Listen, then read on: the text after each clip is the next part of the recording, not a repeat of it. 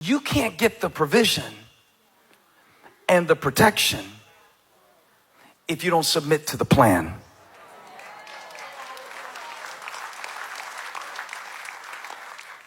To submit to God's agenda produces God's peace. There's no shortcut to this. There's no app for this. You can meditate, it's fine. It will probably help your mind be more disciplined.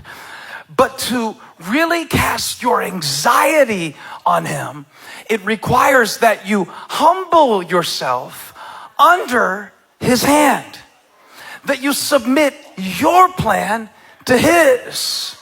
Most of my peace is lost in the gap between my plan and God's plan.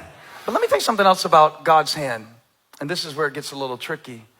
I have to see God's hand as being my, let me say it this way. Provision, protection, plan. God's hand was used to symbolize the way that he moved throughout history. So when he brought the people out with a mighty hand, it means that God was always fulfilling his plan, even through his people's pain. And even in seasons that seemed like the opposite of progress, God was working his plan. What I have noticed is that most of us, like two of the three, we like the provision.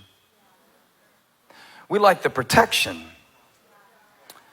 But what Peter is saying in a much more profound way than I ever could here is,